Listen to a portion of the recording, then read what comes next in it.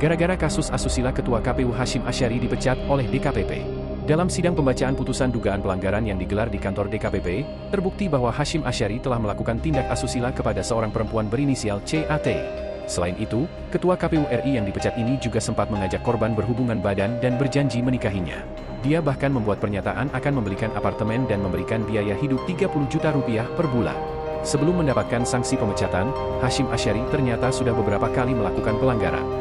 Pelanggaran yang membuatnya harus diberhentikan sebagai pucuk pimpinan KPU kali ini adalah kali kelimanya. Pelanggaran etik pertama Hasyim terjadi pada 18 Agustus 2022. Dia terbukti melakukan perjalanan pribadi Jakarta-Yogyakarta bersama Misha Hasnaini Moin alias Wanita Emas yang merupakan calon peserta pemilu. Di Yogyakarta, mereka berziarah ke sejumlah tempat di Yogyakarta. Hasnaini disebut membiayai tiket Hasyim. Pertemuan Hasyim dan Hasnaini, dalam pertimbangan majelis, berpotensi menimbulkan konflik kepentingan. Hasyim disebut telah melanggar prinsip mandiri, proporsional, dan profesional.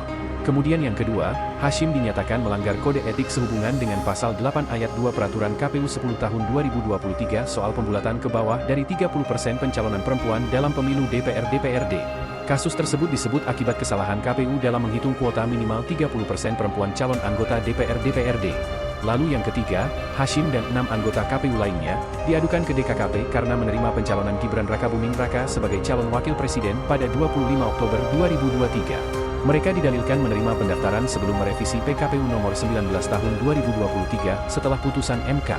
DKPP lantas menilai Hasyim terbukti tak mampu menunjukkan sikap kepemimpinan yang profesional dalam melakukan komunikasi dan koordinasi kelembagaan. Atas lika-liku tersebut, DKPP menyatakan Hasyim terbukti melanggar ketentuan pasal 15 huruf C Peraturan DKPP tentang kode etik dan pedoman perilaku penyelenggara pemilu.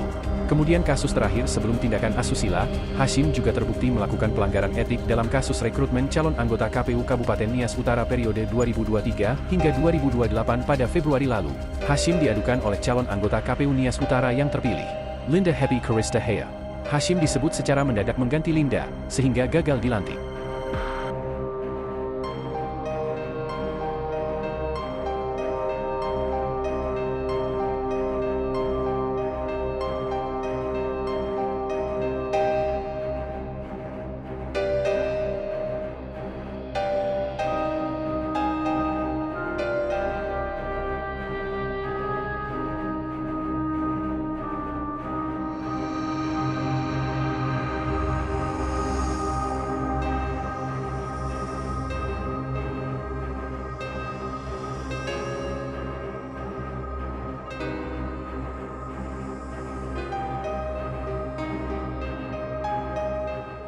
Terima kasih sudah nonton.